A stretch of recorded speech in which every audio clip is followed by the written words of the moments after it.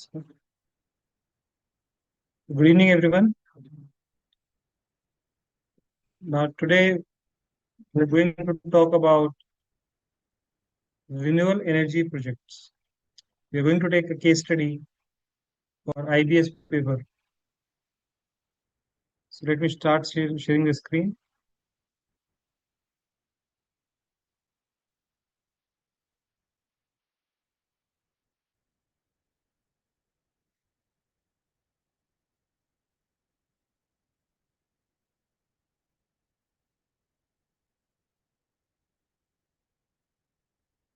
Case study energy. When we talk of non-renewable energy, we talk about fossil. These are non-renewable energies. In in terms of renewable energy, which you all heard now, green energy. Last few years, this concept of green energy is talking a huge in all sectors, and that is renewable energy. So when we talk of renewable energy, we talk about solar energy, electricity generated from solar, from wind energy, from hydropower, biomass, and very rare geothermal. Geothermal are not generally much practically used, but again, it's a theory, and in some places it is used.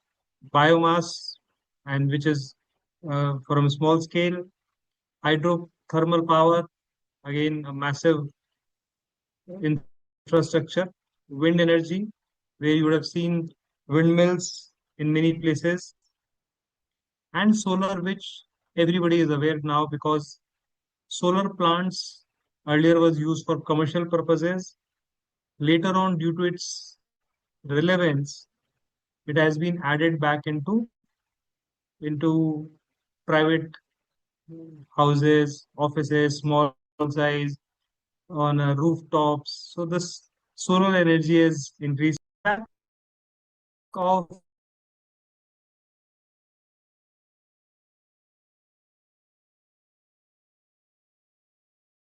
we extract petrol from the oil rigs. We don't produce gas. We extract gas. So when these have a limitation, so there is a limitation. Tomorrow, if so I am sure this is a very apt topic at this point of time. You all would have known what is happening in India or in the world. What happened between Iran, Israel, and America, and that closing of Hormuz. What happened due to that? Does rationing of petrol started in certain cities? That for bikes you will get only 500 rupees petrol, car will only get 1000 or 1500 rupees petrol. It happened. It happened. Why? Because it is a limited in supply, and it is not a product which we can produce. We take this product from across the globe, we take it imported. So this is a non-renewable, which is a challenge. It is a limited in nature, may not go for long. And biggest disadvantage is another biggest disadvantage is it is it is the biggest disadvantage is the carbon emission. The carbon emission which is produced by generating this energy, does this impact our environment? For sure it impacts our ozone layer significantly. Then the climate change, which we all would have seen and witnessed, climate change we were talking earlier. 10 years back, it was being talked, climate change will happen. Today, it is visible. Today, we are seeing the climate change. If you would have witnessed in mid-summers, have you seen rains? Which is exactly happening today. Yesterday, it rained heavily in Delhi, today in Jaipur. So mid-summers, so the climate change has happened. So this non-renewable energy is having a huge challenge. Now, Coming to the renewable energies. So the renewable energies we have is of solar, wind. Now, given a choice between solar and wind and hydro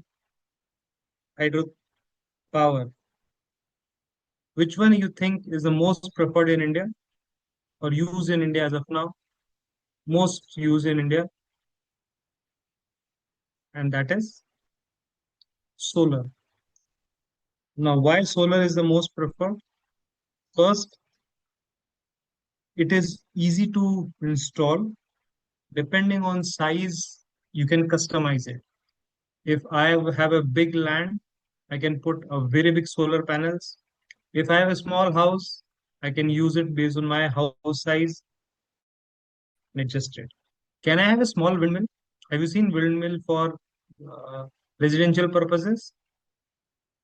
Commercial windmills you have seen in the movies or actuals if you have visited any of the natural places like in Pune Highway, Jaisalmer, you would have seen, or Bangalore or Kerala side, you would have seen, you all would have seen windmills, large windmills. Have you seen a small size windmills, a mini version of windmills for used for house domestic product purpose? You would not, because the model does not fit in. The scalability does not happen. Unlike solar, solar can be as small as it could be required based on house size. So solar is preferred much. Again, it's the highest in demand in India as compared to the services energy we use. After that comes wind energy. And after wind energy, then we go for hydropower. Hydropower, the challenge of the hydropower is it requires a huge investment. It requires a huge investment. Now, building a dam is an expensive affair and a pretty expensive affair. So if I build a dam and suppose sometime later the river stops flowing from there, can I shift the dam from location A to location B? Possible? Not possible? So first of all, is it possible that at some places it may happen?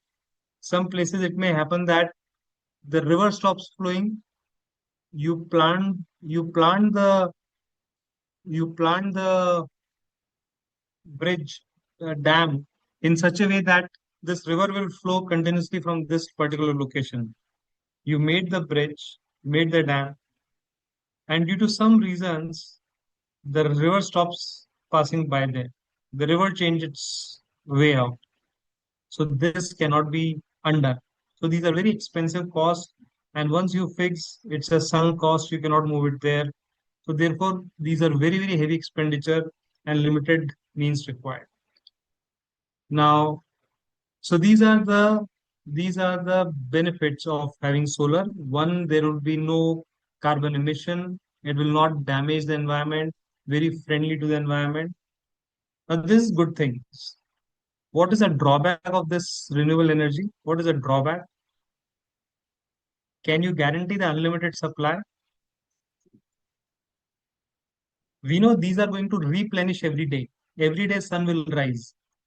Every day sun will rise. How much you crave today is hot, sun will again continue to rise every day. But what if cloud comes in and I don't get power?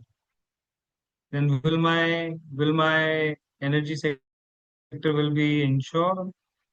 What will happen if my is questionable?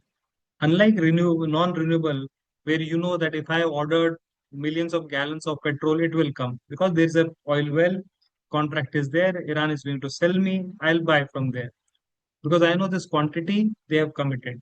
Unlike solar and wind, it cannot be done because it is fragile and it is depending on depending on season, depending on environment. So this have a little bit drawback that you cannot guarantee.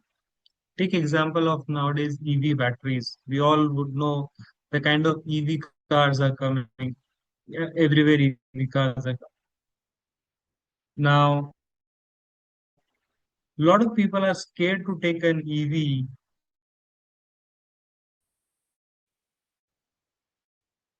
Can you guess what is the reason EV car or EV business? Any thoughts?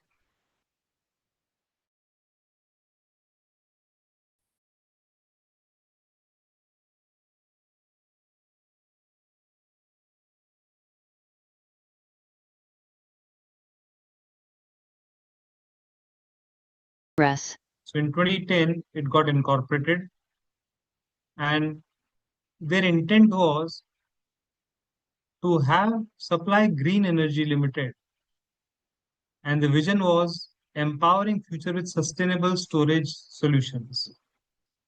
Now, you all would have heard the term sustainability, BRSR, ESG, environment, social governance.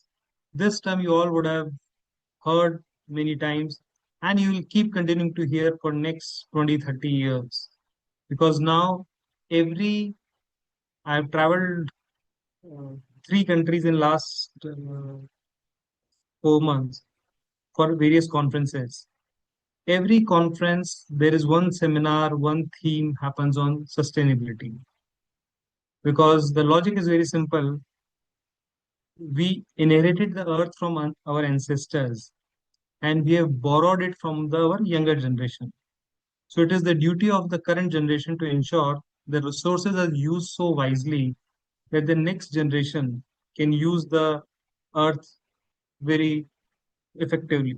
And that will only happen when the consumption happens with a sustainable mindset. So they realize that one day the oil will go down. And the classic understanding example is, can you imagine a region which is Middle East region, which has never had any taxes since ages. Since the day country was born, there were no taxes in that country. There were no income tax, no GST. Unlike India, we have income tax, GST, VAT, excise, many other things. These countries are fully tax-free, direct and indirect, no taxes. Because why do government of India collect taxes? What is the logic? Any thoughts? Why do the government of India collect taxes? Because every government needs money, money to run the country, to run the projects, to make development, we need money.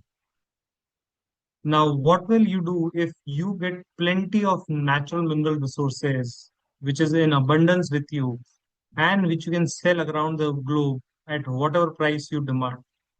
At that time, the world is willing to pump in dollars to you, billions and dollars to you. At that time, will you charge taxes?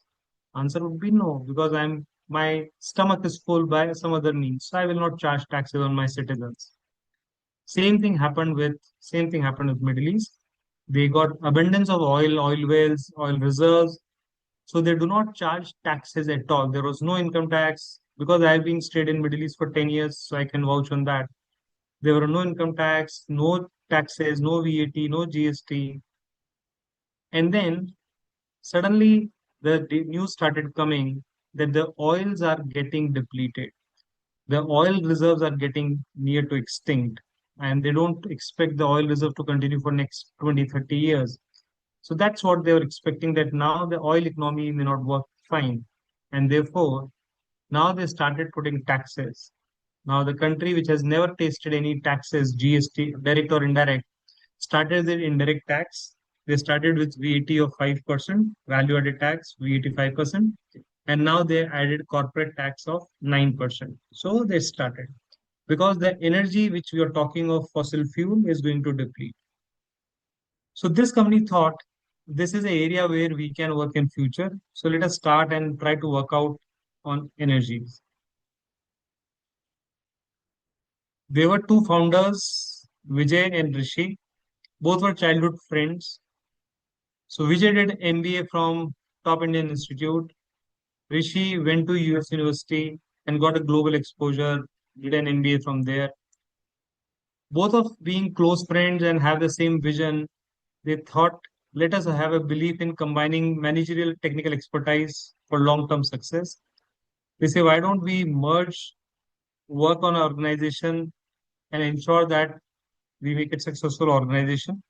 So they both decided to open this. It started in 2010 and the name is Green Energy Limited, headquartered in Chennai. And the business model was technology driven mechanical engineer base. So they wanted it to be technology driven. Focus is on manufacturing and exporting power storage equipment. So their focus is to make solar panels, those panels which can store energy and then it can be sold.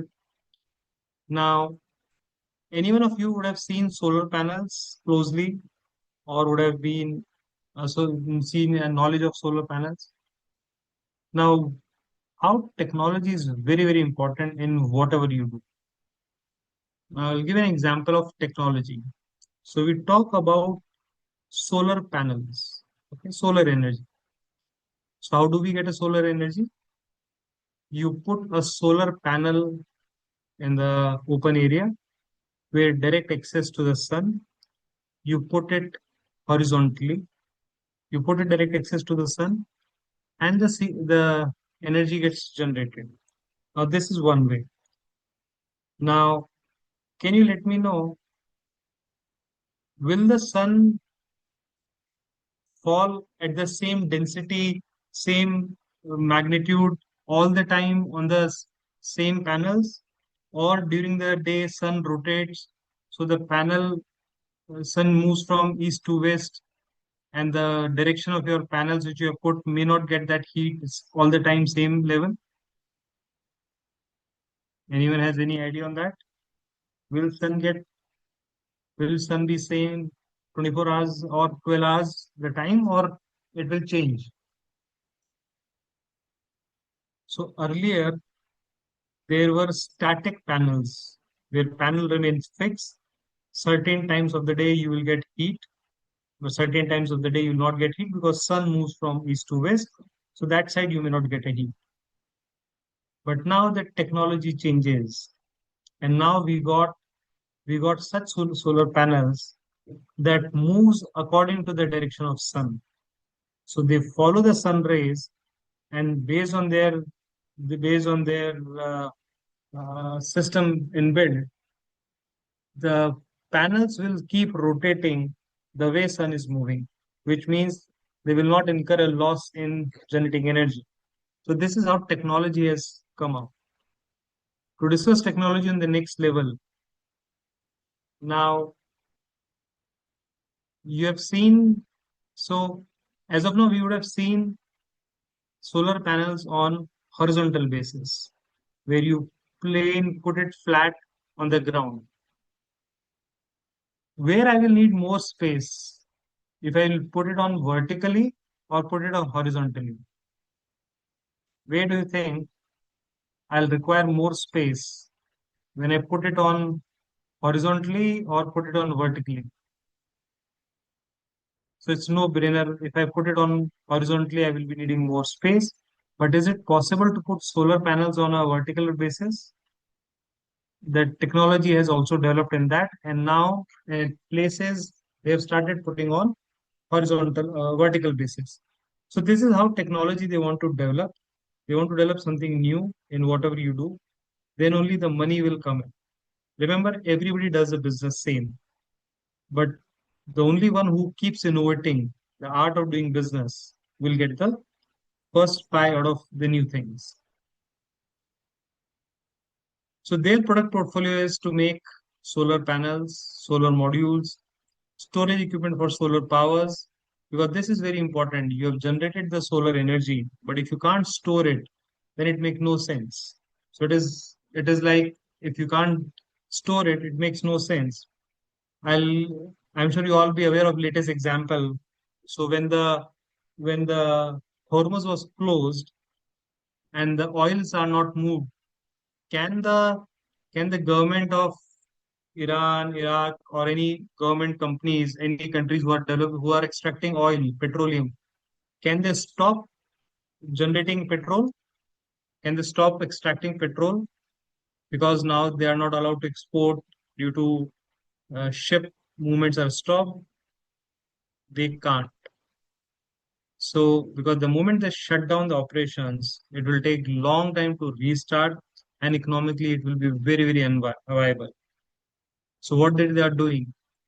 Because they had no storage space, they are just taking it out and throwing in the river.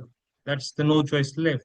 So, similarly, you have a lot of good panels, but if you do not have a solar power, storage equipment, everything goes wrong. So this is the product portfolio they have, where they make panels, make modules, and tell them how to store solar storage for future. Backend support infrastructure for green energy solutions. So they also guide on various businesses how they can use green energy for future. And nowadays, all organizations have to use green energy if they want to get a good rating under ESG. If you for sustainability, if they want a good rating, they need to ensure that they are doing what is expected at least. So they decided to venture in it. Their vision is we want to be a partner in contribution to nation building. They want to align along with the government of India green energy initiatives. That's what they wanted to. They wanted to align. Now you would have seen all top groups in India, all top business houses in India, have they come up in green energy sector? Have they moved to green energy? Take Reliance, take Adani's, take Tata's, take take various groups. All are coming slowly into green energy because they don't want to be dependent on coal-based power. And why they are developing green energy so that they should not be dependent on somebody else. If they are dependent on anybody else, again, the risk of dependency reduce there. And there, they are developing green energy initiatives. Coal-based power is majority, but again, we know the drawback. Now, which is cheaper? So coal is cheaper, and therefore it is maximum used, though the extraction takes long time. And they wanted to promote sustainable energy practices. And the government job is, and the reason of government alignment is government mission is the government objective was power for all. So the government want power for all. If you would have seen the government schemes, Nirjala, where every house gets electricity, that's the scheme. Promoting clean and green energy. The more clean energy it is, the more green energy it is, less harm to environment. Already we have seen the harm to environment, what is happening.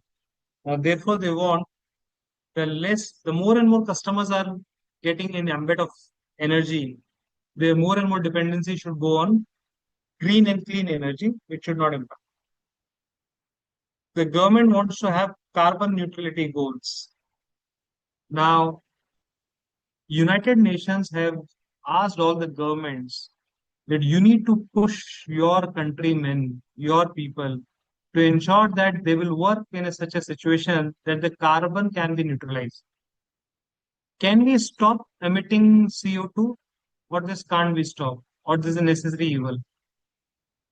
So we all will agree, whatever may happen, we can't stop using petrol. We have to drive car, bike, Ola, Uber. So petrol will be there. Coal will be needed. Gases will be consumed. So all these places CO2 will exist and it will damage the environment.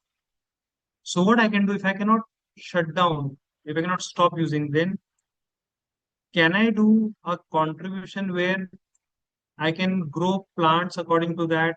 I can do something which can minimize the impact.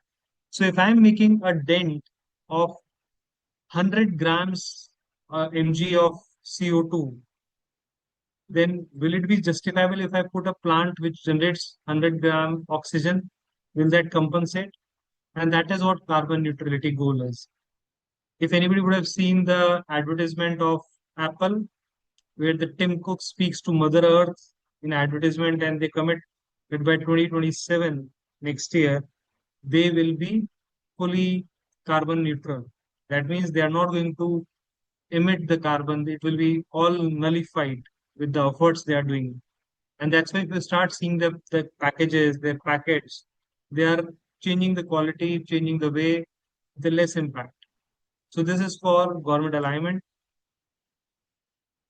tapping into government incentive for renewable energy.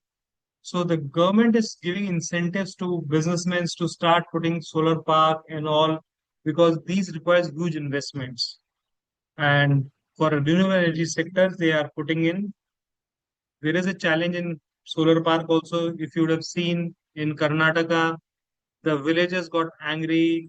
They were got agitated by certain vested groups that it should not be put a solar plant. The land will be damaged.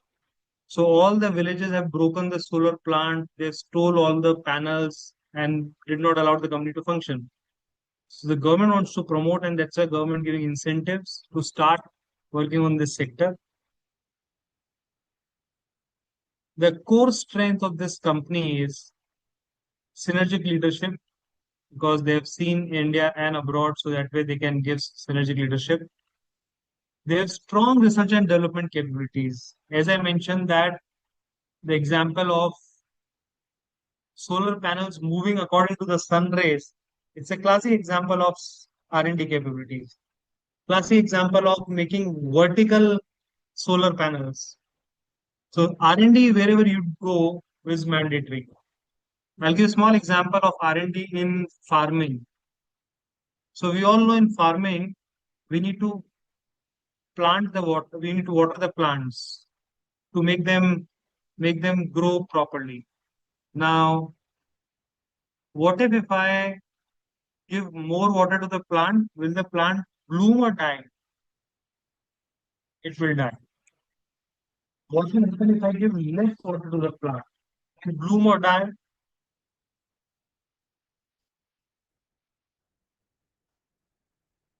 It will die, right? So we need to give an appropriate quantity. Now, there has been a technology development, we call it uh, hydroponic farming, where there are water drips irrigation system where the computer automatically detects how much water it is needed in a particular plant, and that water is being dispatched to that plant. So this is kind of R&D capabilities which people are doing if they want to succeed the business what they're doing. They have an export-oriented manufacturing setup because not only in India, the demand for renewable energy has increased. Many parts of the world, this demand is getting increased. And nowadays, I'll give an example of Middle East. So take example of UAE. If I want to put a factory of 20,000 square feet, if this is the budget I go for, so the first government will ask, okay, I will permit you to put a factory of 20,000 square feet, but first you confirm how much, first you need to confirm how much, you need to confirm how much solar you need to take. Because when you take a certain area, you cannot survive. You cannot. The government will not allow you to practice, start the business if you don't take renewable energy mandatory. So so the government is putting export. So because of this, a lot of export opportunities are coming, and they committed to environment sustainability. They want to work in an area where the environment does not get damaged, which is very very important.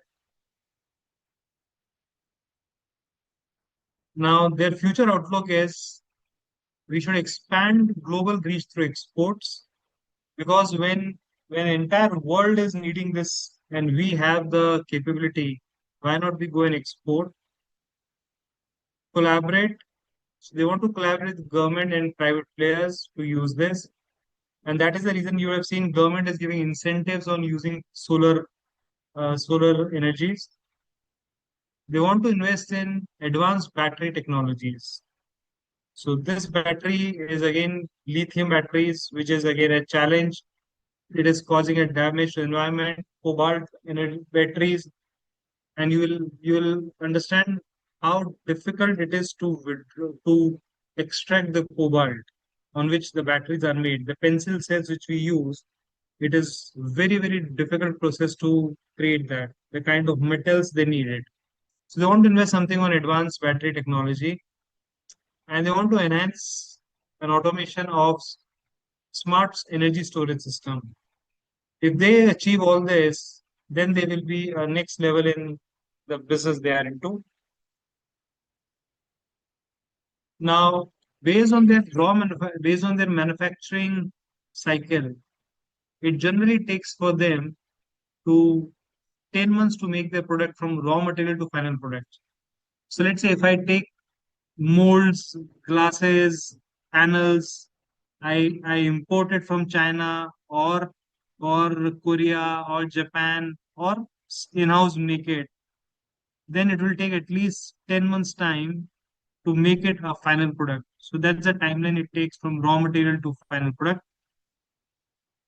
The moment installation product is ready, it is completed, it is immediately ready for installation.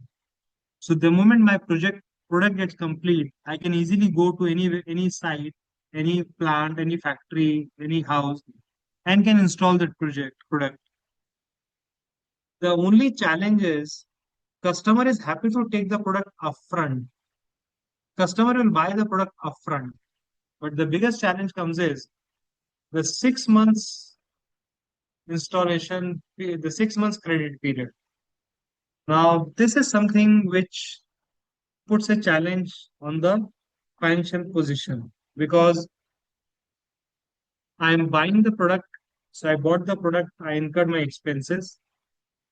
I put my staff salary to make the product assembled, which he did that. And then the product is ready for installation at the client side. And the client said, okay, you come and install. We have installed that and did expenditure on installation. So everything which I have paid, my salary, my staff will not give me a credit, right? If I am a staff and I tell my, if I am a boss and I uh, tell my, if I tell my,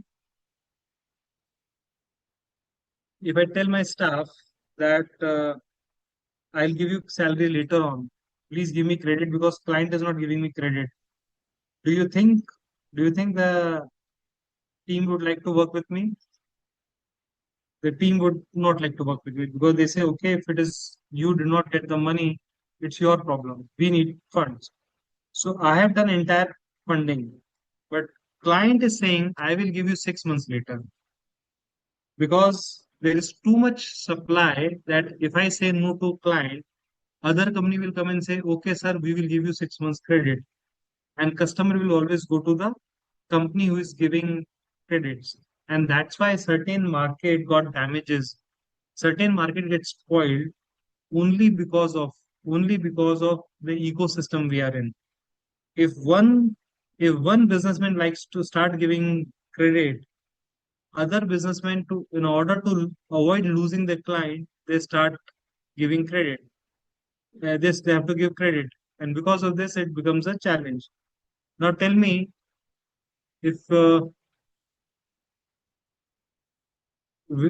if you seen a franchisee of Colgate or Closer or Lux, these people HLL, do they give you credit or first you pay the money, then the product will come to you? Or take example of dealership of Audi, Maruti, BMW. You get credit from the dealer, or first you pay, then the car will come to your showroom, and that is what happens. So there they need to understand that during this Because of the nature of the industry, cash flow becomes a huge challenge. So this needs to be understood. Their extended working capital requires efficient financial planning, which is the gap which we can easily see. So to address this, they have availed a term loan from ABC Capital Limited for capital expenditure. Because if I want to grow, I need to keep investing in. Installment due in financial year 2023-24 could not be paid on time. As per the loan terms, loan became repayable on demand on March 31st, 2024. Reflected financial strain due to elongated operating cycle. Now, before that, just to answer my one question. As per Ind AS 1, if I have taken a bank loan and I had defaulted paying installments as on 31st March 2026, my balance sheet signing date is 31st of July 2026 is my balance sheet signing date. I have taken the balance sheet. I have defaulted. I have defaulted as on 31st March 2026. 30th June 2026, bankers waived off my default and they say, okay, no problem. You are a good customer. You now please pay on time. So my loan, which has been defaulted, will be shown as a current account, current liability or non-current liability. What is your view? What is your view? Any quick thought anybody has on this?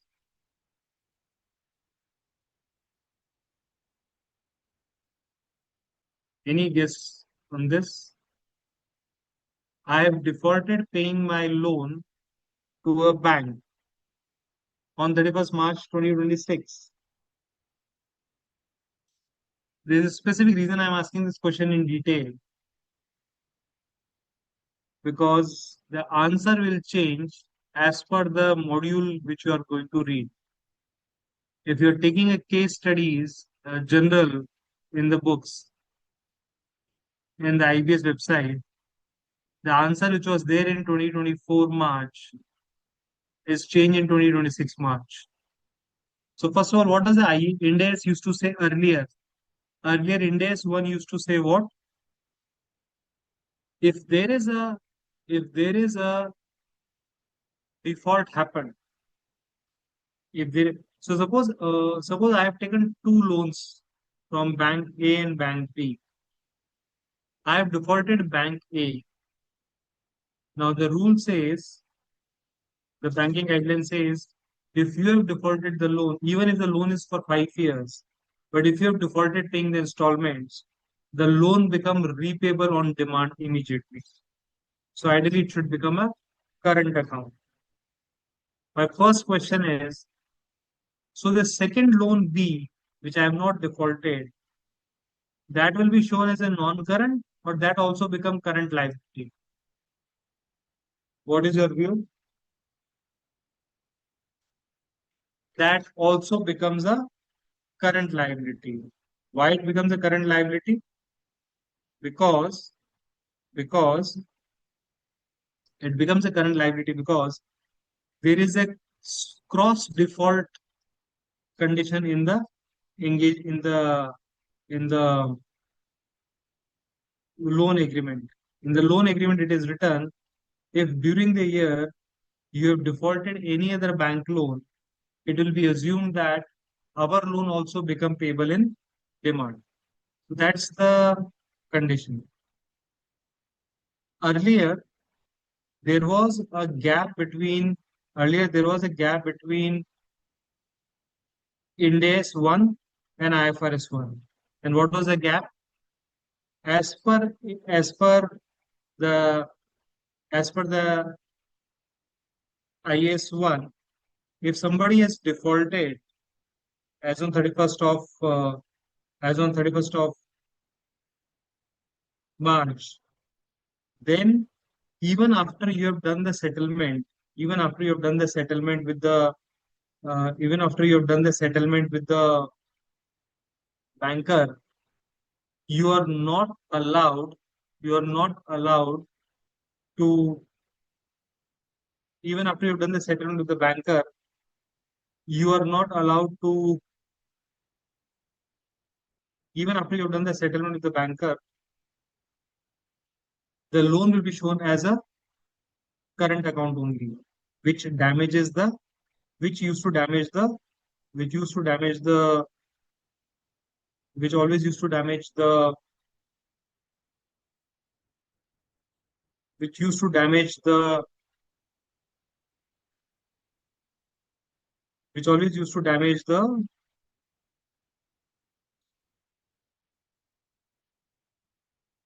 current liabilities. And that was the challenge in, that was the challenge in disclosure purpose. So this was happening earlier. Now, now, as per earlier, as per IAS, this was permitted.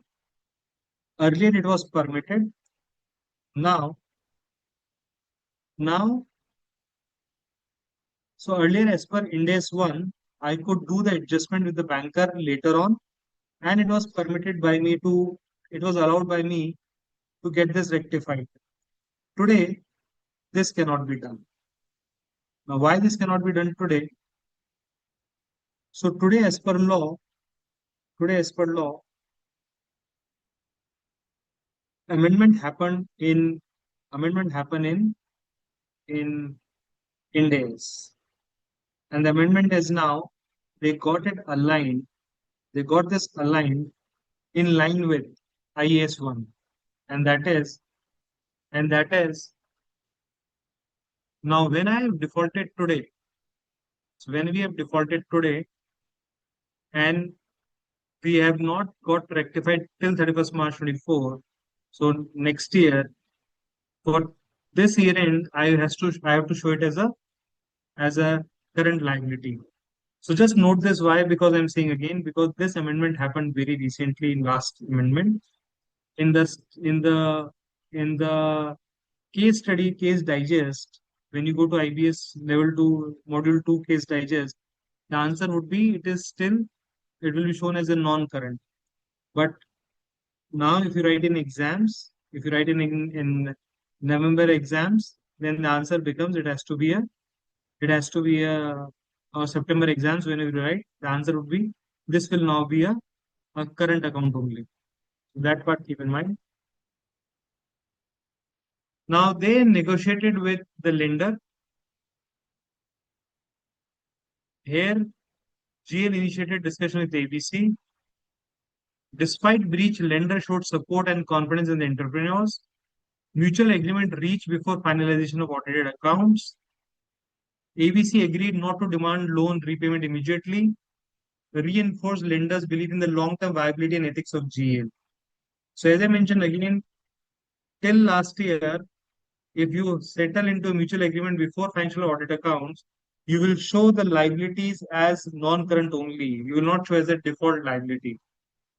Today, today now, you cannot show it as a non-current account. Today, I need to show it as a current, even though you have entered into an agreement before audited accounts, before your audited finalization date, it does not matter. If this agreement is entered before 31st March 2026, then only it will be taken into effect. Post that does not make sense. So this amendment came in to align with the gap of Ind AS and IFRS.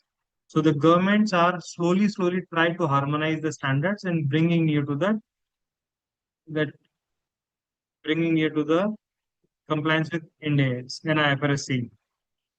Because of the lenders had a confidence in GEL Green Energy Limited, they recognize the integrity and commitment of founders, strategic relevance of in green energy space, and the potential for GEL to scale. Therefore, they did not ask for repayable of demand.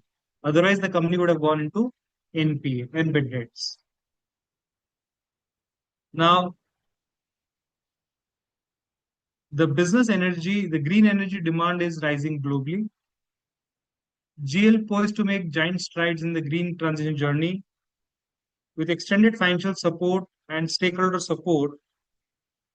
They wanted to be strengthen their global positioning in power storage segment, enhance manufacturing capacities, improve cash flow management. This is how they wanted to increase their business. So they decided to go for a fundraising.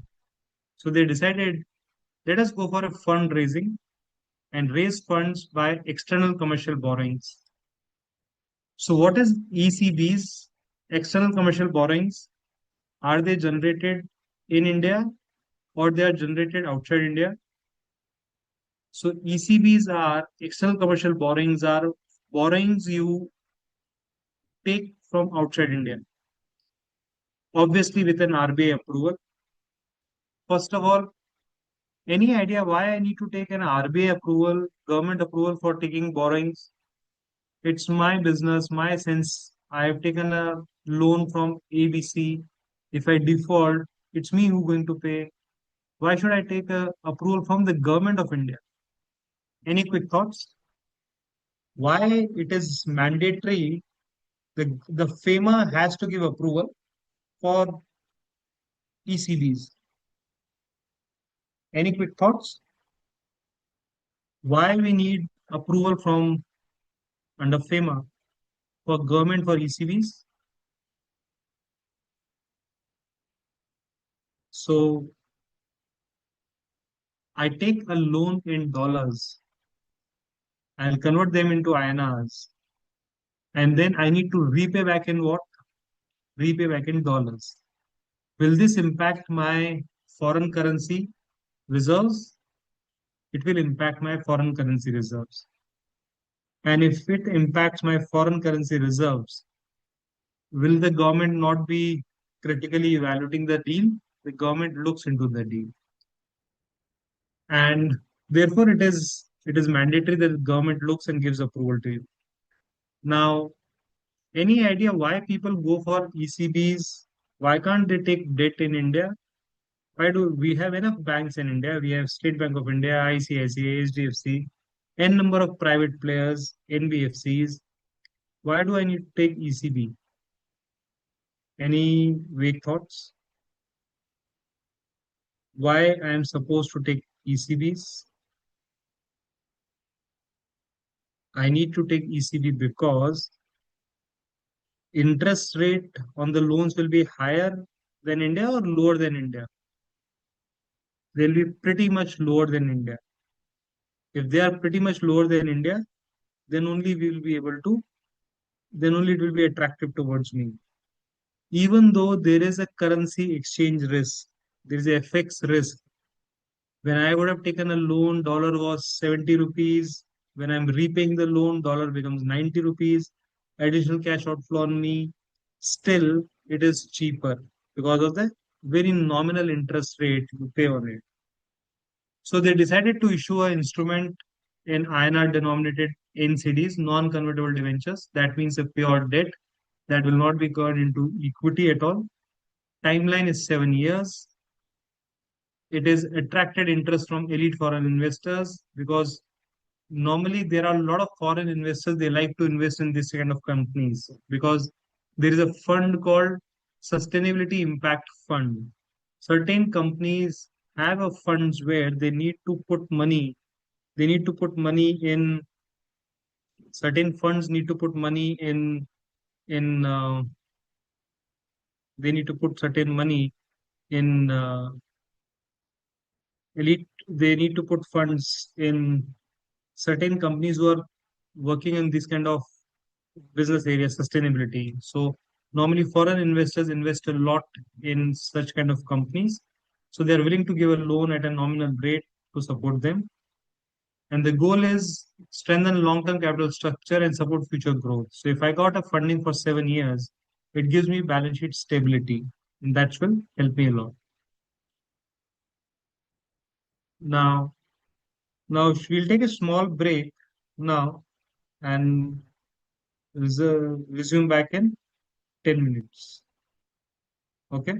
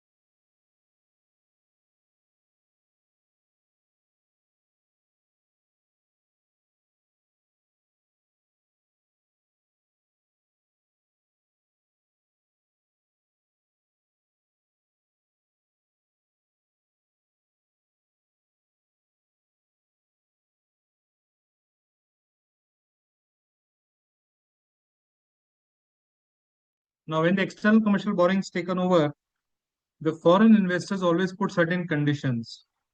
So one of the conditions they put was that we need to get a internal audit report should also come. So we can see how the operations of the companies are conducted, the funds which we have given are being properly utilized or not. And that we will only come to know once an external third party gives us a validation. So they mandate interim financial statements. Now, India's India's India's talks about what interim financial statement should be of what period? Does in India's 34 does India's 34 interim financial reporting, does it talks about internal, it should be for how much period, or it does not talk about? It do not talk about what period we are going to talk. It could be 2 months, 3 months, 6 months. Interim means anything which is not a full year is an interim. So based on your country requirement, based on your exchange requirement, based on your management understanding, this can become a this can become a interim. So GM Finance instructed to prepare the interim financial statements. Auditors review this, and audited report was to be shared before ECB issuance to investors to get comfort. The We have an in-house team, Robin, who put certain queries on India's financials. Because we were taking ECB, so from AS we shifted to India's, and then the transition happened. He raised certain queries. His first query was issue of extraordinary nature not presented separately. So according to him, this impacts nature of income and expenses, misrepresentation of nature and expenses. What is your view? Am I supposed to show item of extraordinary nature separately? Yes, no, maybe. Any quick thoughts on this?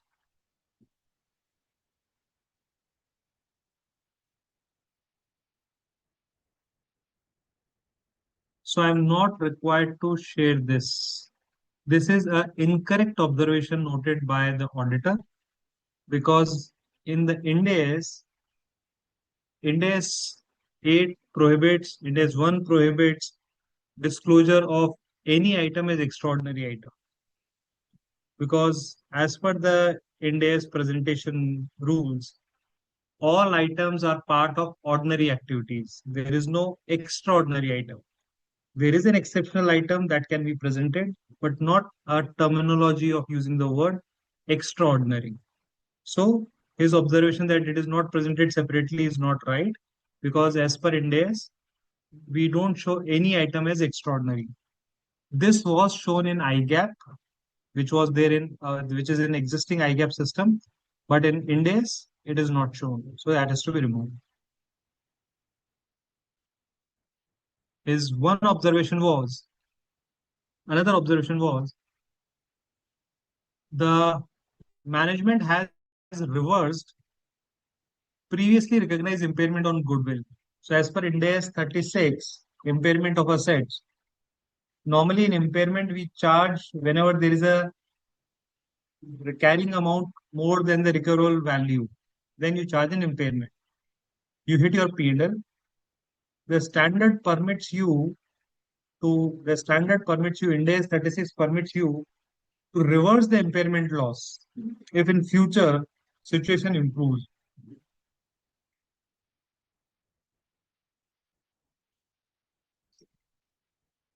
Just to give an example, just to give an example, like when the COVID came in, all the hotel industries, their business got impacted heavily. So all the business hotel industries have given a, they've got a impairment book.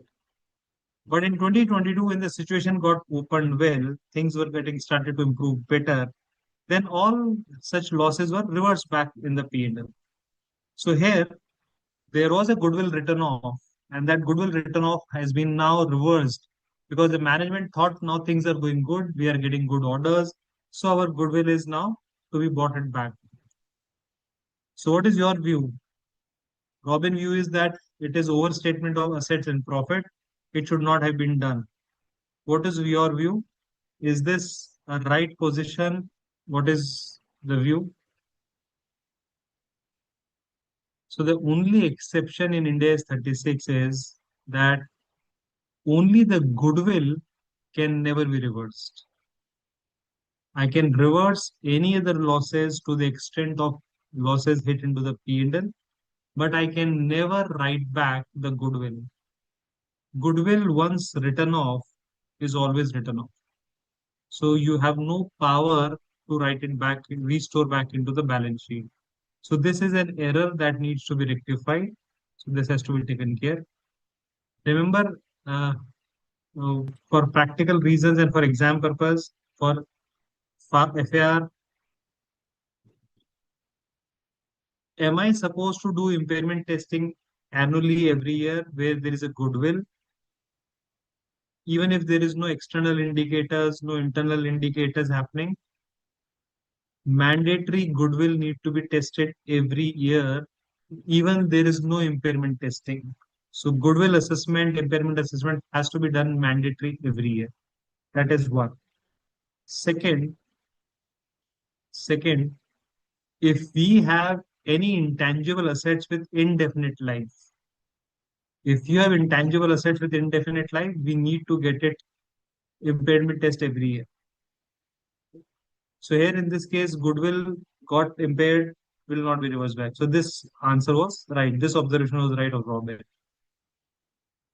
Robin had one more observation, and the observation was Robin said, we had only shown basic EPS. We have not shown the diluted EPS. One of the management, one of the management view was because there is no such anti-dilutive rights instruments. That's why it will be it is will be the same as basic EPS. Therefore, we have not shown it. What is your view? If I have not shown basic, if I have shown only shown basic EPS, and I have no such instrument like ESOP, preference shares, compulsory convertible debentures, where it will or ESOP grants or share warrants, where my where my earning per share can be diluted if it is not there, and then if I have not shown it, will that be non-compliance or it is okay? What is your view? So here it is again a right point noted by Robin. As per Ind AS 33, it is mandatory to disclose basic and diluted EPS and that too separately. Not should be in even a same line. It should be shown separately. Even if even if there is a even if there is no change, basic and diluted is exactly the same, even though you need to show separately. In fact, ROC has put penalty on companies where they have shown basic and diluted EPS in one line only. Even though they have shown diluted EPS, but it was shown like basic oblique diluted EPS, that is into one line, same answer. ROC put a penalty on the company and all the directors, which is very stringent penalty which they have put. So what does Ind AS 33 says? Whether you have diluted anti-dilutive instruments or not, you need to show disclosure separately. So here they had to show disclosure separately, which they have missed.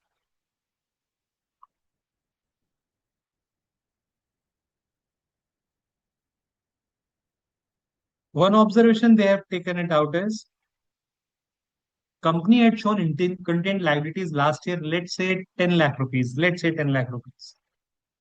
This year, a very insignificant change happened in content liability. Instead of 10 lakhs, it become 10 lakh 5,000. A very insignificant change. This has not been disclosed. What is your view? If that has not been disclosed, it is fine or it is not acceptable. Robin view is that this should have been shown because it lacks transparency.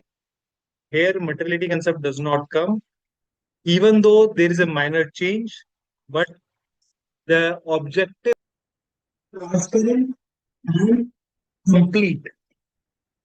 If it is not complete, if it is not fully complete, if you have not disclosed properly, it do not meet the characteristics of true and fair financial statement.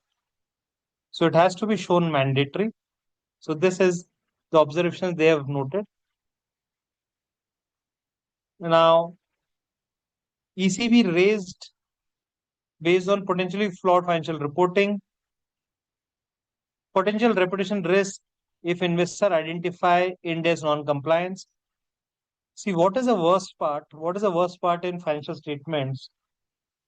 If a listed company put a financial statement on net, on public platform, on the website, which has been audited by, prepared by management, reviewed by board of directors, signed by auditors, and and after signing by auditors, someone comes who is a third party, not having link to the, not having any link to the company, and raises concerns that you have shown this disclosure incorrect, you have shown this disclosure incorrect, and if they've shown all this, in that basis, in that basis, in that basis, it becomes very embarrassing for the company that you can't even make your financial statements correctly. So that reflects very badly on the management of the company, on the quality control.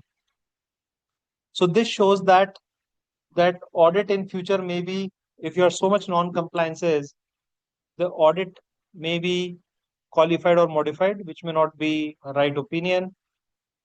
That reflects the need of stronger financial oversight and training, that people should be aware of financial reportings properly. So this is what they try to figure it out from the basis of non-compliances observed. Now they have taken ECB, they raised an ECB 4 crores. The intent was to reduce liabilities and enhance operational liquidity. With the ECB raised, they with the ECB raised, they repaid the loan of 2.5 crore outstanding to ABC, which they have defaulted earlier, and the working capital support of 1.5 crores. Now, why business needs loan, ECB or any loan they were taking? Just to give you an example, in all our personal upbringing, our families always taught us that we should not take loans. Loans are not good. They're not even willing for us to use credit cards, right? They say don't take credit cards. This is external borrowings. It's not good for our upbringing. We should not take it. So we always are demotivated or not pursued much to take obligations, burdens, debt. That is avoided, and we it is avoid. It is pushed that you should not take it. Does this hold good in? Does this holds good in a business environment? In a business environment, shall we tell to the promoter, do not take borrowings, not good, or we should ask him to take it? What is your view? What do you think? Think the principles which we are taught at home, do they work exactly the same in business corporates? Answer would be no, because because because for a simple reason, for a simple reason, I should take loan if I have the capacity to leverage it. Now, how much loan should I take it? Up to what level should I take loan? So again, there is no thumb rule for it. There is a very common sense appetite for it. And the common sense logic is, as long as you think as a management you will be able to take the benefits of the interest expense, and you will be able to repay the EMIs without putting additional strain on the cash flows. If cash flows is not strained, let's say I know every year I am going to make 10 crores cash anyhow. Whatever I do, 10 crores will be liquid cash I'll be getting every year. Then if I need to pay 3 crore loan installment, pay EMIs, that is sufficiently reasonably okay for me to do that. So that part we need to keep in mind, that how we go ahead with that. So here they have taken a loan and then repaid existing loan and taken 1.5 crores for liquidity, because the customer takes 6 months time and you need to pay all other services on time. Now they have taken ECB, but they put it unhedged. They have not hedged the ECB. So the principal and coupon obligations which they need to pay is unhedged. GL opted to use spot rate on settlement date. That whenever we settle, I will take spot rate. Rate on agreement date was ignored. So their spot rate is the whatever the day I will do the agreement, that will be called as a spot rate. Now they entered into production of a generation of a product called SAT. They wanted to have production efficiency, so they introduced a product called SAT. SAT is an innovative and successful market entrant. Strong demand was observed in the market. Emergence of competitors limited GL's ability to increase prices. With this, GL was able to now increase prices because of the efficiency product they got it. Now they have to take a strategic objective. I need to maintain profit margin without increasing product prices. See, in a service industry, it is very crucial to ensure that how do you increase profit margin without increasing product prices? Because in a service industry, you cannot demonstrate the value increase, unlike product industry.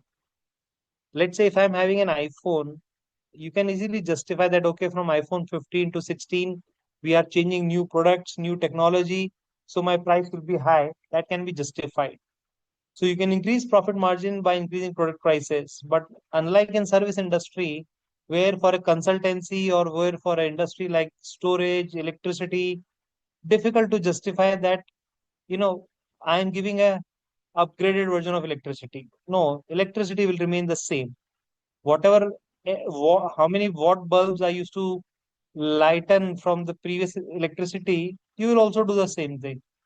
So that part needs to be kept in mind. So they ensured that take the new technology set to improve labor efficiency. Because if I can control the labor cost, which is here controlling labor cost does not mean I need to remove the labors. Inefficiency in labor need to be controlled. If the staff works efficiently, then it will be able to justify the salaries. So they wanted to improve labor efficiency. The outcome of the product is that it leads to a huge efficiency improvement. Approx 25% of improvement has been noted in the production efficiency. Before this, they were producing 10 units in 13.33 hours. Typically, that means in one unit will take approx 1.33 hours. That's the time they were taking. After this, now they are taking 10 units in 10 hours. So 1 hour per unit. So there is a significant reduction in whatever you are contributing. So revised standard labor requirement become now 75 hours per unit. Because of that time you reduced, so the labor requirement reduced 70.75 hours per unit. The budgeted production was supposed to be 3,000 units. That was the budgeted production. But due to the efficiency increased this year, the production improved from 3,000 to actual units produced 3,600. This is what actually happened. Now, the labor rate comparison, if you take out, so earlier we were original standard expectation was 3,000 units and at the rate of 30 labor per hour. Revised standard was again 3,000 units with a labor at 30 hours. But the actual production happened now is of 3,600. Now the labor rate becomes now the labor rate becomes 25 rupees per hour. So this is something change happened due to the efficiency that has been noted. Now they entered into one technical arrangement. Because of the new technology they want to import, they entered into one technology agreement. This agreement was entered with Mark Limited from UK. Mark is a firm in UK. Nature of service, technical support for implementing new production technology. Date of engagement. So they entered into engagement with 20th December 23. The invoice raised is on 20th December 23. Invoice amount GBP 1 lakh GBP. Payment made on 22nd January. Now, he went to sell on this contract of SAT to Karnataka State Electricity Board. He finds someone whom he know in KCB and he introduced his product and he asked them to subscribe. There was a government tenders. They bid for government tenders and matched the price of the competitors. They filed the quotation with Kerala State Electricity Board, and one of the head of purchase of KCB, Raman, was a friend of Rishi, and then he assisted them to purchase it. So they got the order. The order was worth 20 lakh units, and the contract value is worth 20 crores. So the terms of payment is 2 crore withheld and will be payable after 12 months. Balance to be paid after statutory deductions, TDS and GST. So that part need to be paid after deducting standard deductions of income tax and GST. Timely delivery, contract to be fulfilled before deadline, profit earned 2 crore rupees, compliance is handled, income tax and GST deduction as per the norms need to be done. Now, the promoter, Vijay, also was investing in stock markets. He had a passion about investing in stock markets because he used to study macroeconomics indicators and he believes that he has a sharp business acumen and financial instincts. So he believed that studying market helps him to investing. And he said when he's an educated, why not he should invest in market? Now everybody always look for a passive income. See, if you want to be recession free, along with your active income, there has to be passive income, and that comes from stock market or something where you don't need to do work. So let's say, for example, if I am an investor in any company, let's say Tata's, Birla's, Adani's, Ambani's, I may not have the capacity to put petrol plant or Vodafone or Adani Ports or Reliance Jamnagar. I may not have that capacity. But then if I become a shareholder, whatever they grow, I get some part of it. So that's my passive income. Active income is what I do as my audits, as my tax consultancy. That is my active income. So Vijay also being a part of operations would like to always invest in stock market, being a promoter and being active income and passive income generation.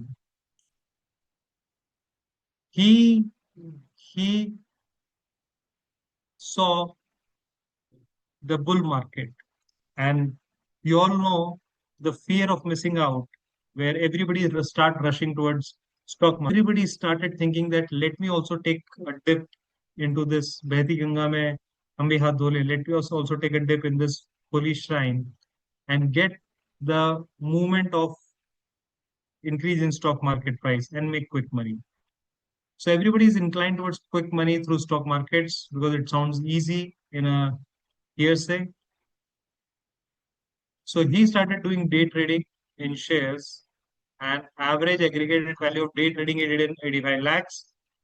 His profit becomes 7 lakhs. He did day trading in NSC. He did, uh, so that's a intraday speculation. He did and made a loss of 6 lakhs in NSC.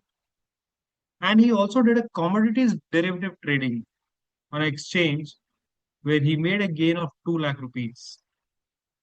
Now he need to file ITRs. So uh, how much needs to go into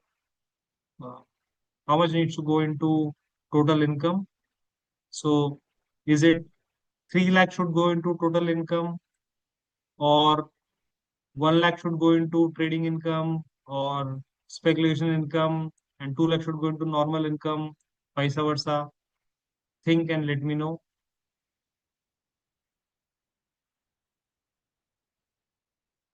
Then after making tried hands in stock market, Vijay realized that it is good to always get the job done by the professionals.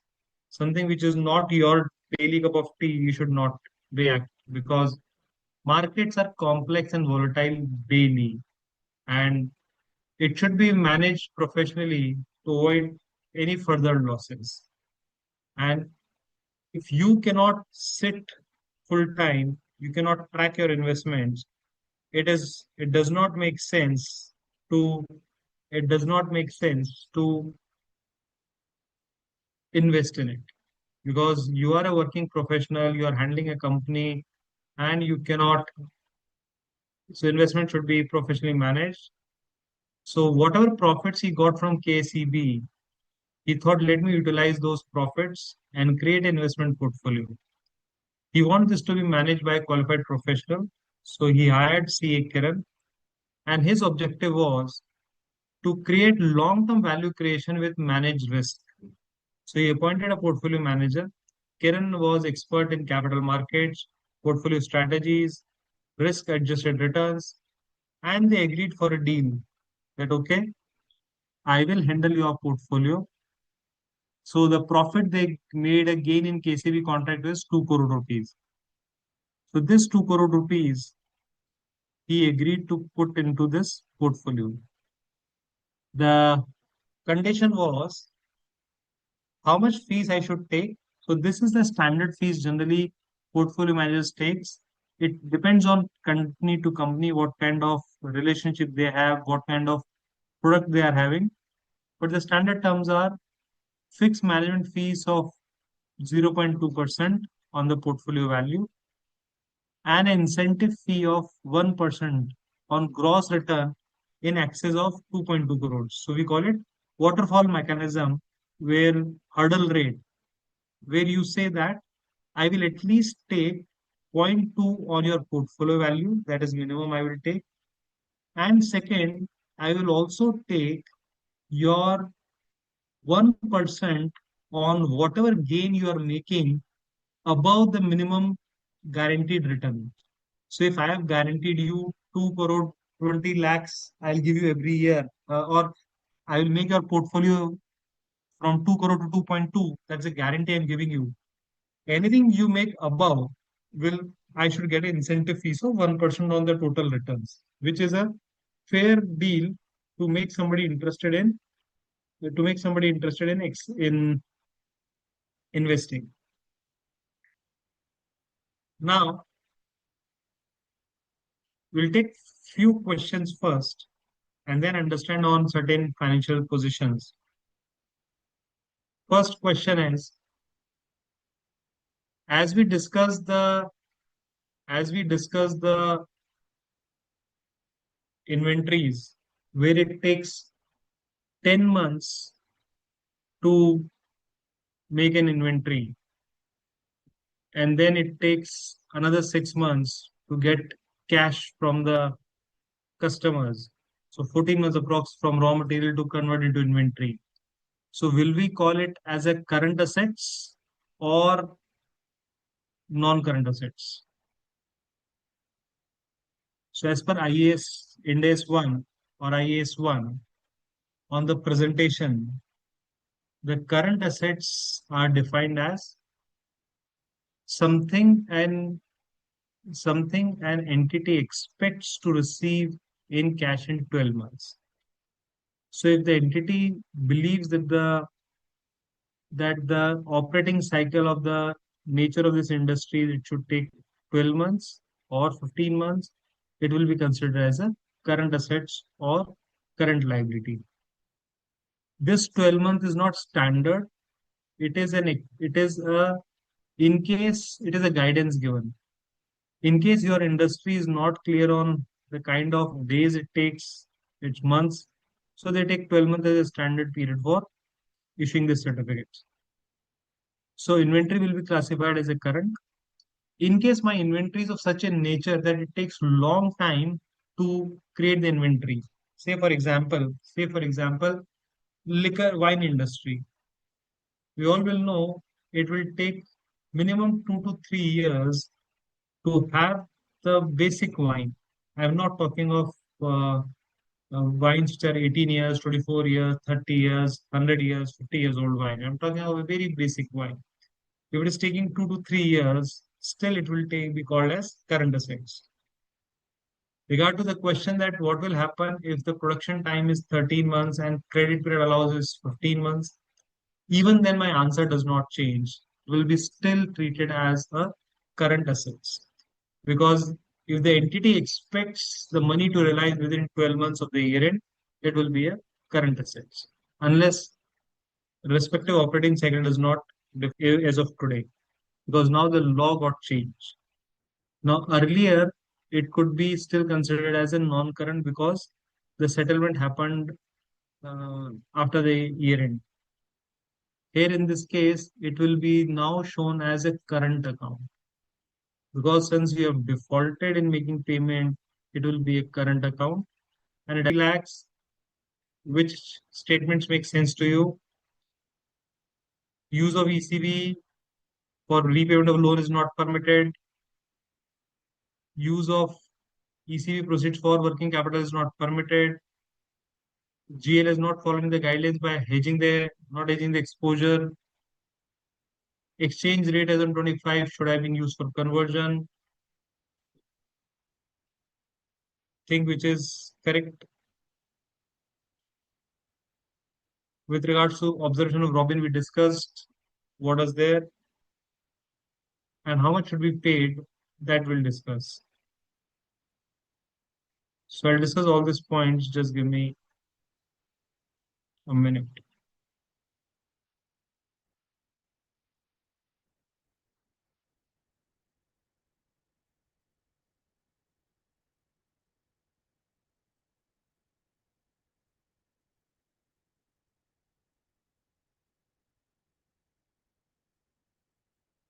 Just give me a minute.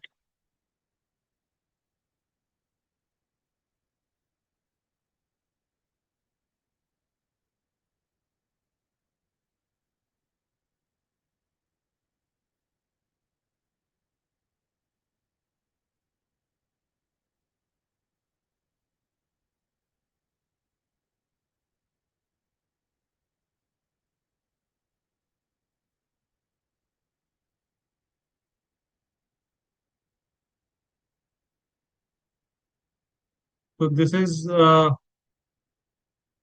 500 pages digest case studies of this case studies of IBS papers, a lot of which have come in the past in exams. Based on that, it has been prepared to give an idea. This is the questions which we have been discussing on that. These are the questions which have been reviewed and discussed. So we discussed basic parts on this. Just a second.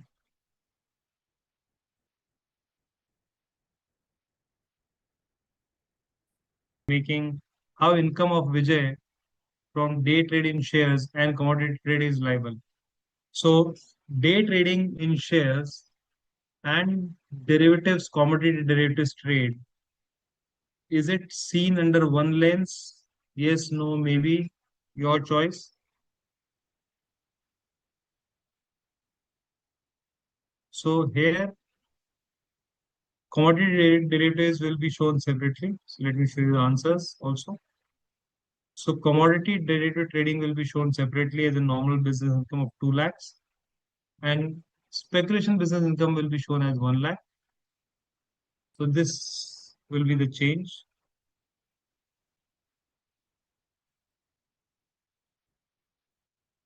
Just with regard to the second question, which of the following statements are correct in relation to ECB raised by JL? Use of ECB for prepaid loan is not permitted. Use of ECB for working capital is not permitted. GL has not followed the guidelines by not hedging the ESB exposure. Exchange it should have been used for conversion. So whichever is correct.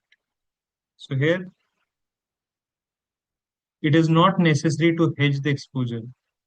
It is not necessary. It is your choice. You can always use the ECB loan for payment of ABC. So what is correct here is use of ACB.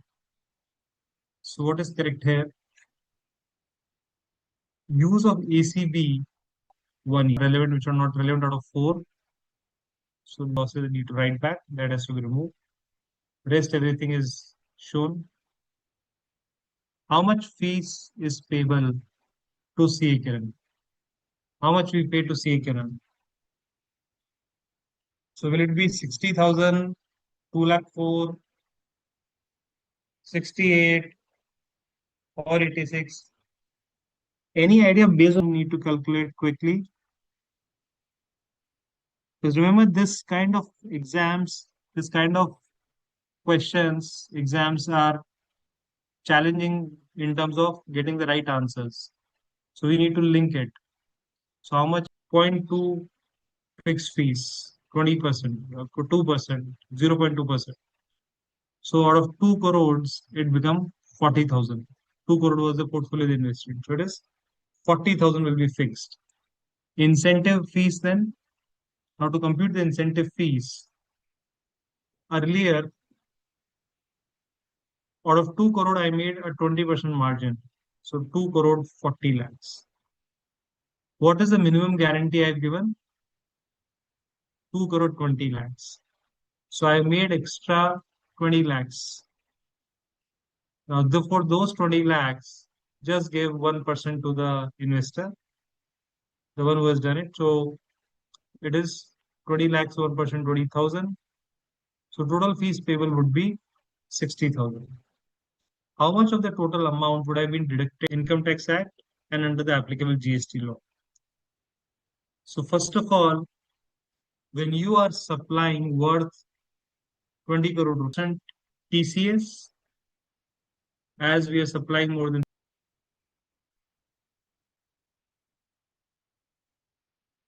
just a second. So here 36 challenge on non-residents where whatever services they give, TCS has to be deducted here. That needs to be kept in mind. That way it's fine. Okay.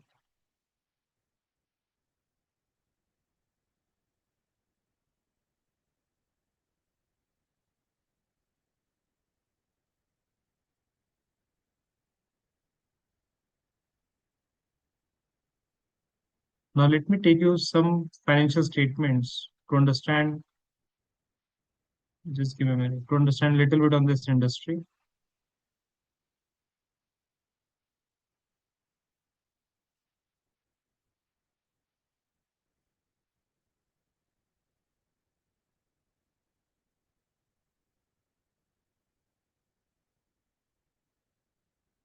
Now let us understand first Coal India balance sheet.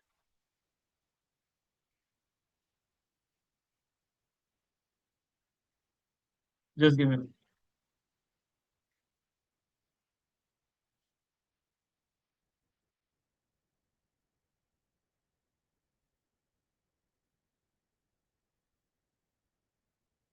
Okay.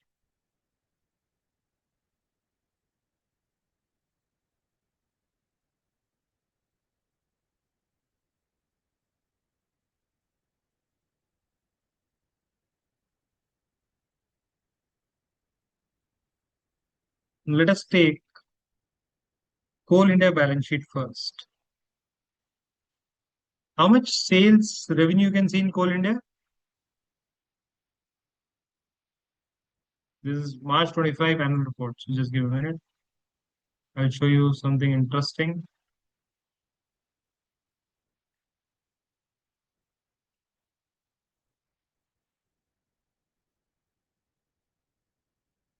Now you see the P&L and see how much is the revenue.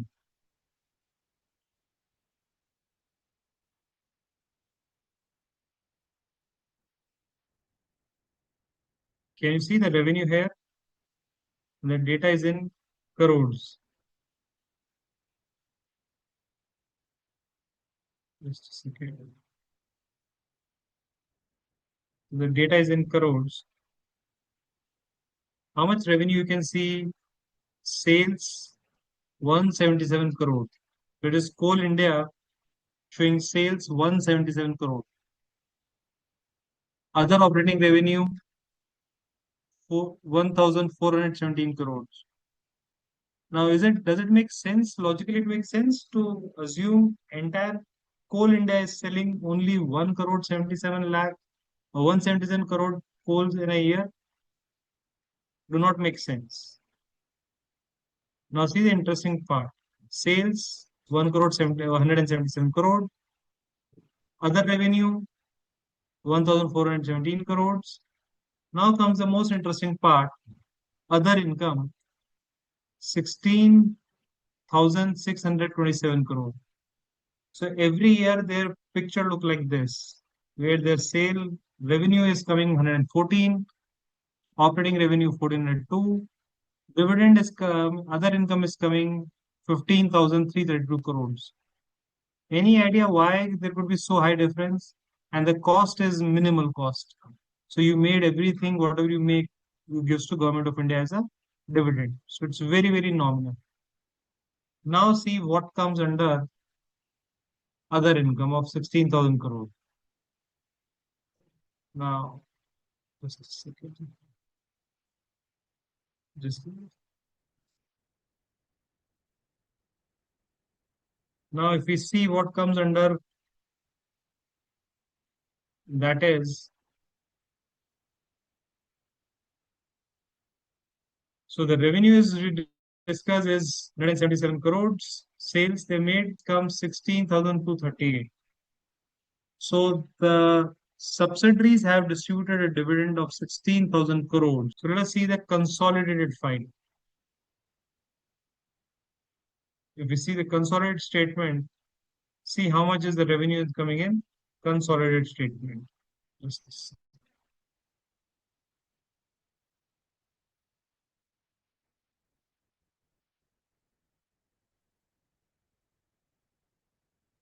now you see what is coming here.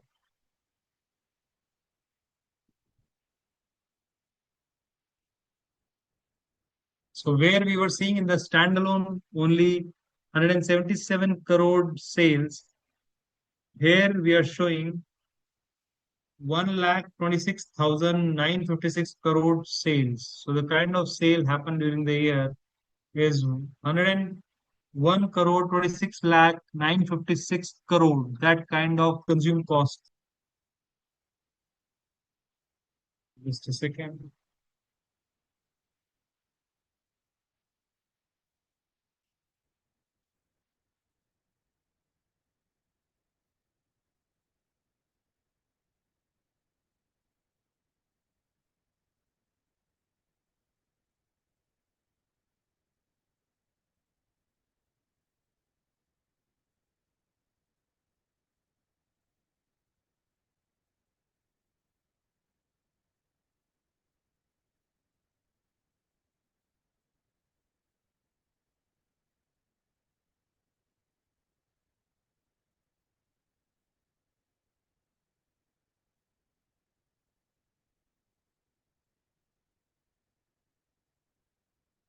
Just give me a minute.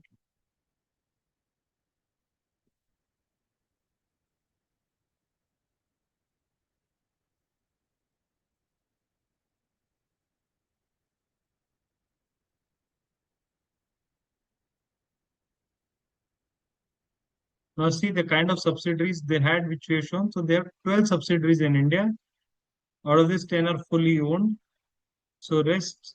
So the government does the job of mining and production of coal and also do consultancy. So this is of Coal India, which we have seen the balance sheet and seen the profit how they make. Now let me show you Adani Greens to see the to show you the different balance sheets. So I need to just get internet.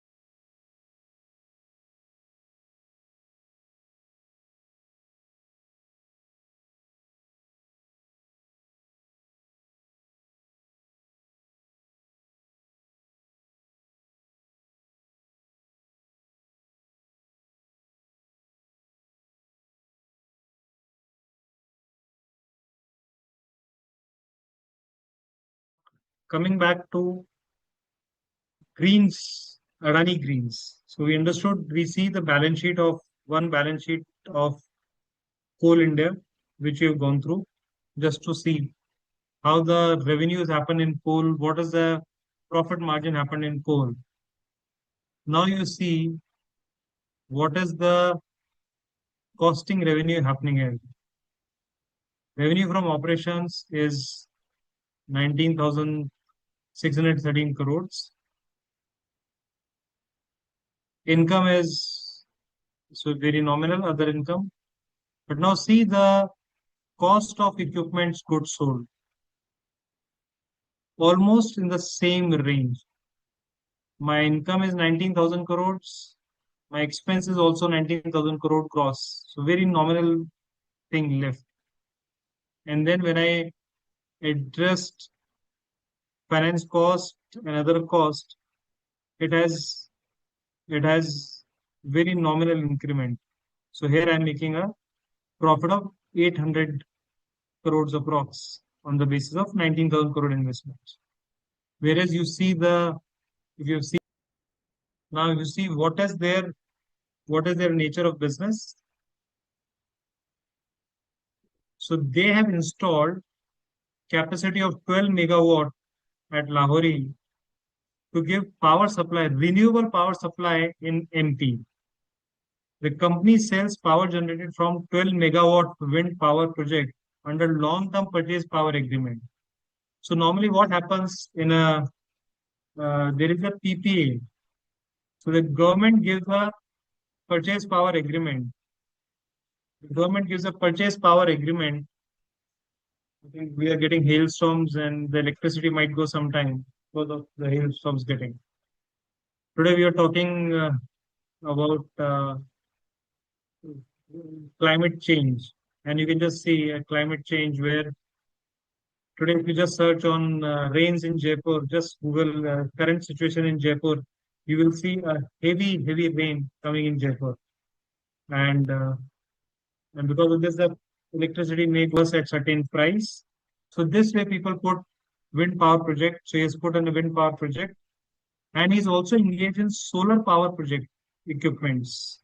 He sells solar and wind power equipments also, and they are developing one of the biggest parks at Khavda, which is 19,000 hectares and which is given to his own subsidiaries. This Khavda is considered to be the Asia's largest solar park, which is in India. Now they have the capacity, now see the capacity, they have commissioned the capacity of 11,000 watts, megawatts. So they have 12,000 megawatts capacity. They have already commissioned. They had a revenue of 10,000. They had a revenue of 10,000. Just a second.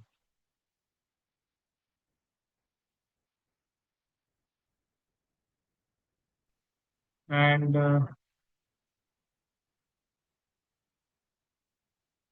the costing is 6,009, approx 7,000 crores.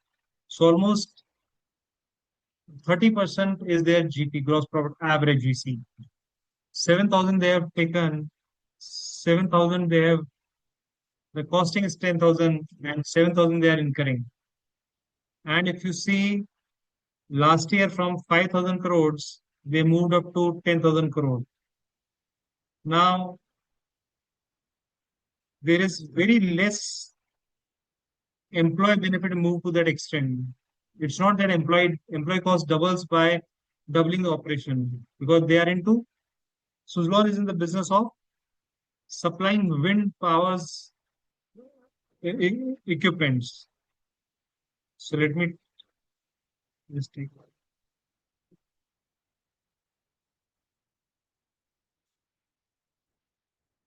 now see what they do just so they can. Now what does this company does? The company is primarily engaged in business of manufacturing of wind turbine generators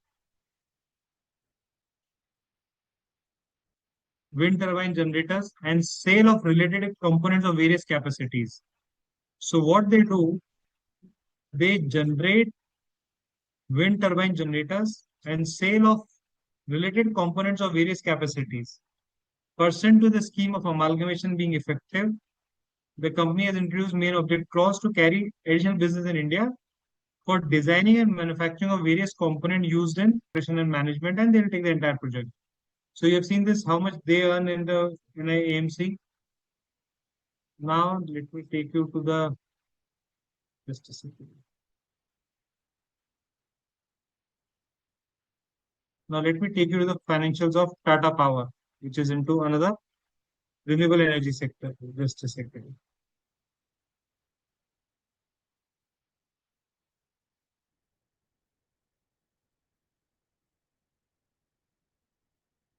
Now you see, so again, Tata's into revenues, Tata Power. Their revenue is revenue. Their cost of fuel is 12,000 to 48. So approx 50% is the net cost, bare minimum cost for your revenue.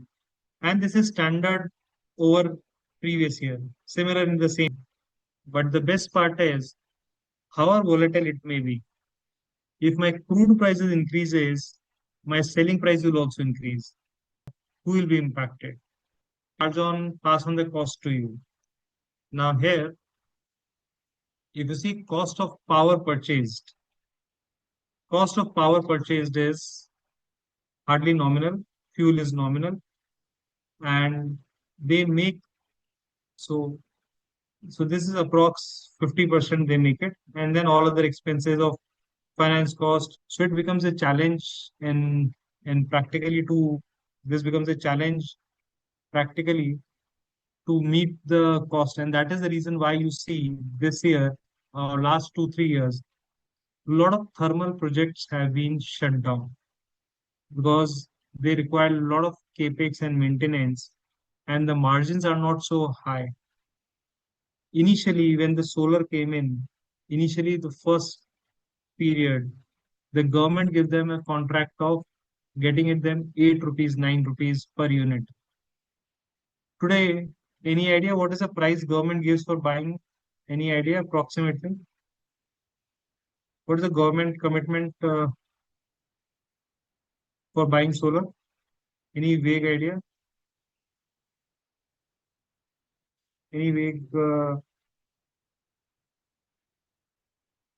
vague idea that how much government pays generally? Now it comes in the range of 3.5, 3 rupees to 4 rupees. Earlier, which was 8 rupees, the government reduced the price.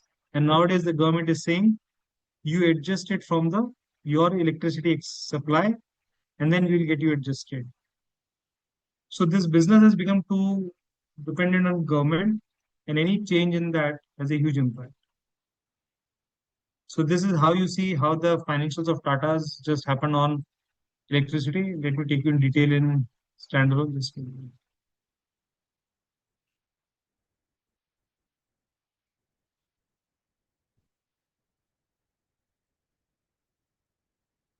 Now you see they have worked with how many subsidiaries and how they have.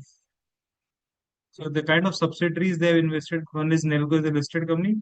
Rest all power companies they have made investments in various each city, each state.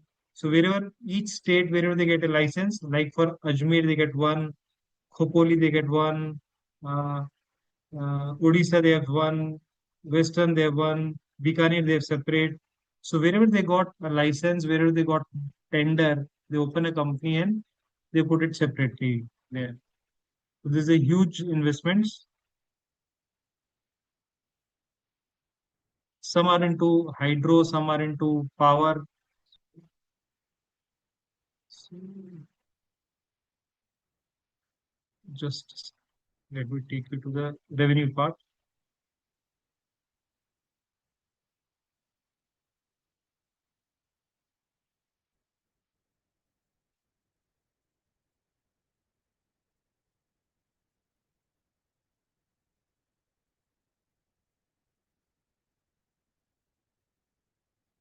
Now, if you see the revenue from operations part, so they are the first is sale of your revenue, then you cannot increase the price as and when you want. Then the government keeps certain checks and balances, and government says there is a prevalent tariff regulation.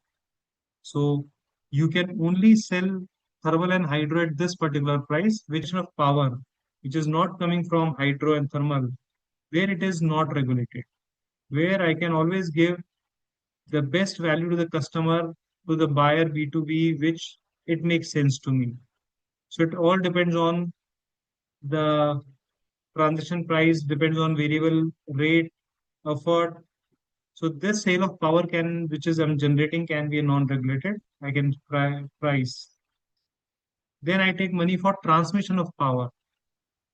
And depending on the agreement with tariff regulations, so there is always a purchase price agreement needs to be entered, and we need to look into that agreement to determine how to answer.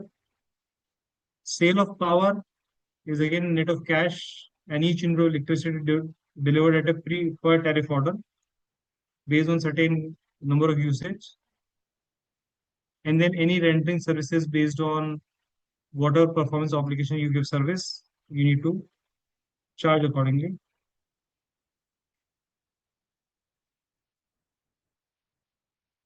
Wherever we have a sale of power distribution system installation, that you also charge as a financial as a income.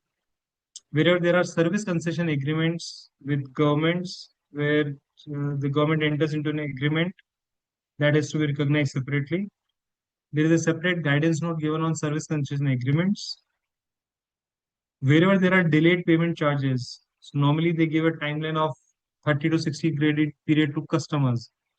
But if the customers do not pay, sometimes it happens where customers default in making electricity payments, then they make certain charges and collect it based on regulatory deferral balances. As I mentioned, this is a Ministry of Power electricity related dues where any regulatory deferral has to be recognized in the books because it's a transmission business. And wherever you are selling any electronic goods, that will be considered as a sale. Revenue is recognized at the time of transfer. Their margin in which business? So if you take SCA, selling of installation of power distribution, maintenance service, power supply is very, very nominal. The biggest income comes from power supply and transmission charges. That's the biggest income they get off. 20,000 crore is coming from that, which is a major chunk coming from there. And then others are very, very nominal for rentals, services rendered. They are very, very less. Sale of fly ash. Now, this fly ash which is generated in this fly ash is generated when you generate electricity and all. This was a scrap material. If you study like to research on this, research fly ash. So this fly ash was the ash when it's generated in electricity generation. It was a scrap trash. Nobody used to value this. Then somebody got operating revenue, and just to give you a Ministry of Power, and company has recognized revenue based on CERC rate. So there is a Central Electricity Regulation Commission order. They gave you certain rates. Based on that, you price put the order. Second, wherever there is a dispute, you need to go to the ministry. Now, for example, uh, based on if say for example the government has committed me, I will give you 5 rupees per unit, and for some reason government changes and say no, I will now give you 3 rupees. So the 2 rupees loss, I can always go and complain to the committee, to the tribunal, that this is not right. Based on government commitment, I need to receive this. Then I can always get it changed, and based on the order of tribunal, I need to book a revenue. And every state government, see, we need to understand how critical we are talking, how difficult the business say, I will give you this permission. This is a huge ups and down in the balance sheet. So this is for revenue, which now I'll just show you on the cost part.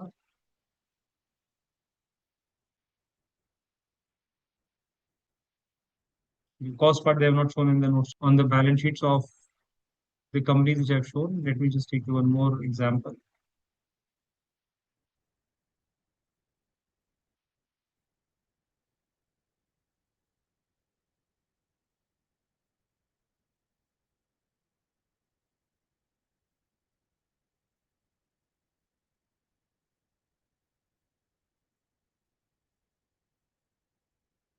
Second last point to discuss just for understanding the business, that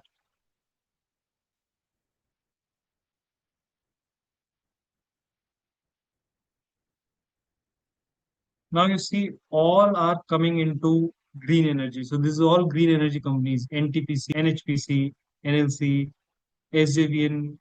Similar to that, there are many companies who have come into this. But now if you see their their price earning ratio, you see their market caps, see the profits quarter on quarter they're making. You will see a series, you will see a rapid growth in this industry. And why are we having a rapid growth? Because everybody realized everybody realized that there is no alternate to fossil fuel. Well, they'll be ending shortly. So once they're ending shortly, then we need certain backup. And before it is too late, And everybody knows that after 20, 30 years, if the solution is not being found out now, then at the time it will be a showstopper. So you all would have heard, and I'm sure you all are updated. So what has happened when our prime minister has requested that people should work from home? When he made a statement like this, what does it it indicated? So when a head of a country is making a statement like this, what does it show? Movement will stop, and before the movement stop, let us adapt ourselves. And where we could do work from home, we should do work from home. Avoid unnecessary travel so that at least petrol could be conserved.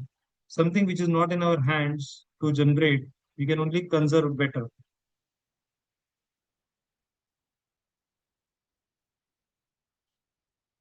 And because we had no choice, we have no choice because if we don't get these kind of energy fuels, we cannot move ahead.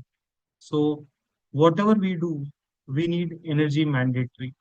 Whatever you business you do, we need power, we need electricity. So these are mandatory things which is non-negotiable. Without this, you cannot increase. Now, one more important point, just not for exam purpose, just for your business understanding that how this is making so impact. We need this because of sustainability, right? We always say that because of sustainability, we need this kind of non-renewable energy, right? Now, in every all top thousand, and then they need to give commitment. Okay, how much they are going to increase further. Just give me, let you show you just a decimal six, which which ensures that does business is taking impact to protect and restore the environment. So for that, they want to understand, okay, tell us how much energy you're using from renewable sources. So let's say they have given a number, I'm using in 4 joules. So that's a disclosure. It's not, so don't take it as an amount, it is joules. That we are generating consumption of energy is 4,34,000 joules from renewable energy. That is electricity. Here it is 4 lakh, and here it is 1 crore 69 lakh 58,000. You can see the kind of the incremental it is coming in,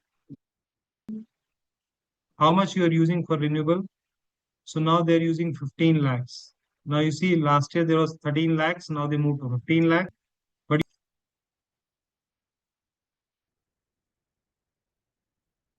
significant increase in 5 times approx. Whereas they are keeping constant electricity consumption from non-renewable energies. So the focus is more and more companies will move towards renewable energy. And that's where the business is actually moving in. So this is all I had to share. If you have any quick questions, we can take the questions. Ashok, if you have any questions in the chat or got some questions, we can take it. Else we can conclude.